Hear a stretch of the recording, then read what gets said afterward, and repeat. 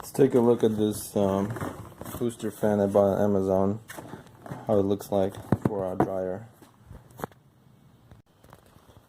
Here's the fan, a 4-inch opening with an intake and an exhaust. Comes with a CT relay like this. Let's see, and a regular plug. Let's see how it blows when we plug it in. Plug. There it goes. Starting to spool up.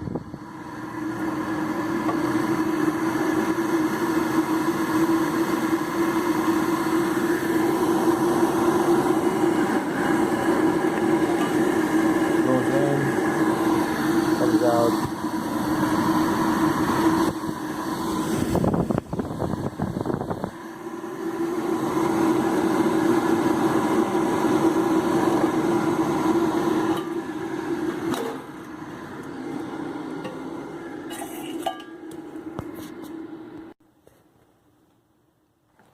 So sound-wise, it probably sounds about 2 tones, I would say.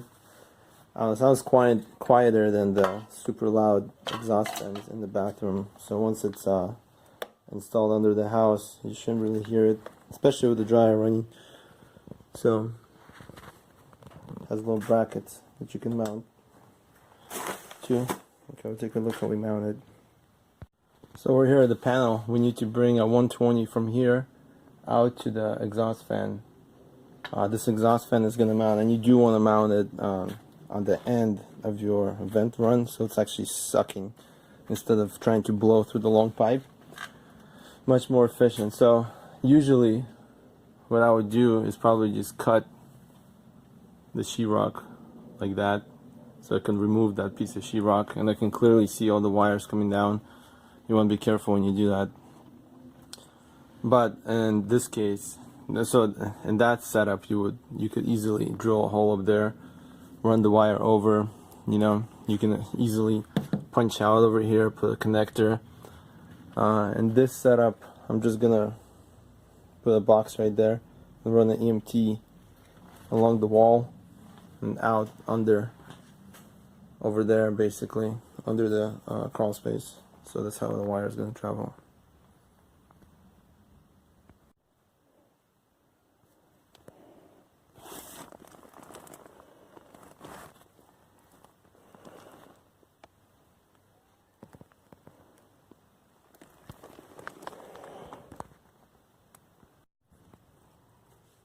So it's probably hard to hear me, but you see that there's a big curve for this guy. And I got everything taped up. Pay attention to the arrow. Air has to go this way.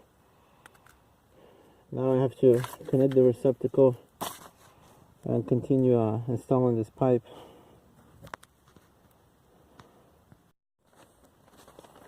Okay, so I finished installing it. Ran the wire for the receptacle. The nice thing about this duct that it doesn't have to be like super straight, so it goes up an angle, goes down an angle. You just do a nice job of taping it. The closer you get it to see how it angles down to the correct angle, the better, depending on your situation and what you have at hand. But anyway, that's what I did. Just install 2 boards, receptacle on the side, and this guy mounted to it.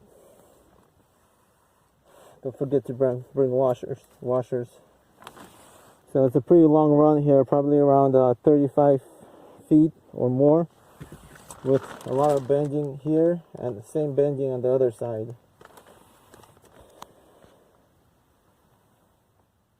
So I had to take this fan I just installed out of the crawl space because it was vibrating so hard. The whole floor was like shaking. The motor feels like it's not balanced. So let's compare it. I bought 2 because I have 2 dryer vents I need to install. Let's compare them side by side. This guy booting up. I can feel the vibration again over here. Crazy vibrating.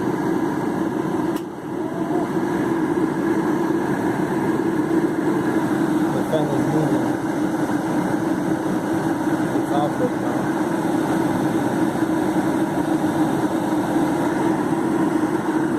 Vibration is so intense that the whole fan is sliding, even though this one is off.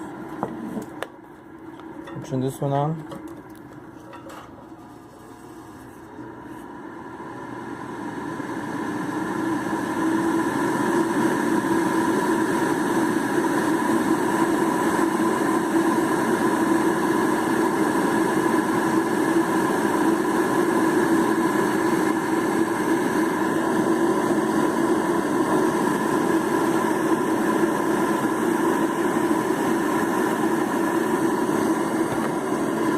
Say twice less vibrations than this one. So I'm gonna try installing this one now and see if it vibrates into the floor again or not.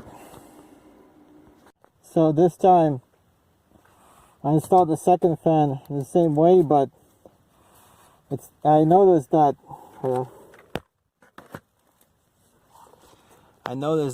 even this balanced fan, when I would press against the wood, it would cause vibration to the board, which would probably be heard upstairs as well. So this one I suspended in the air, so it's hanging on the screws but not pressed against, you know, and it can slightly be pressed up if you need to.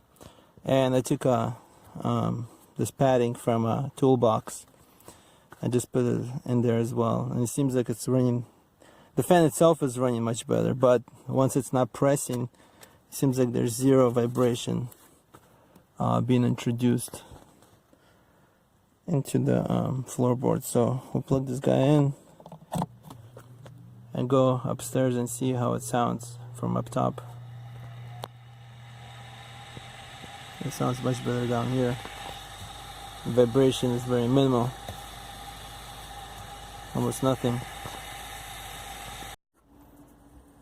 Yeah, so this is where the fan is hanging right below my feet, and before this whole wall will be like shaking.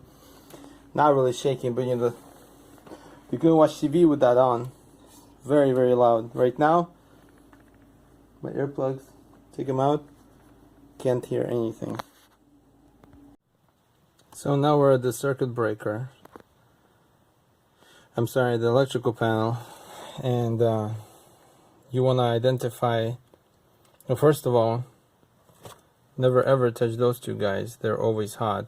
If you ever touch them, you will probably die or suffer some bad burns, depending on how the current travels, but there's more than enough to kill 1,000 men in there. Anyway, so don't ever touch that. Even if you kill your main breaker, you lose power to those strips, all those circuit breakers, but those are always hot, coming straight from the pole. You have your 120, so 240 total. You have 240 coming out right here for the range and for the dryer. So pick a color, doesn't matter which, and put your CT relay on. Put the line 1. Line 1 is coming from a circuit breaker. I tied it onto the furnace. And T1 is going to the load, which is your motor, which is your booster fan. It goes into that box, from that box, and the pipe under the house to the booster fan, and that's it. So whenever you're messing with this, of course, when you're taking this off, make sure you take and turn this guy off to the off position, and always treat everything like it's hot. Messing around, really, I recommend wearing gloves. If you've brain fart and forget to turn this off and you're screwing this screw in and you happen to touch the metal, you will get shocked. So anyway, so when the dryer kicks in, the current will flow from this wire. It will activate this contact. This contact will close, and the 120 will flow through it and to the exhaust fan or booster fan, and that's it. So the installation is done. We can just close this now.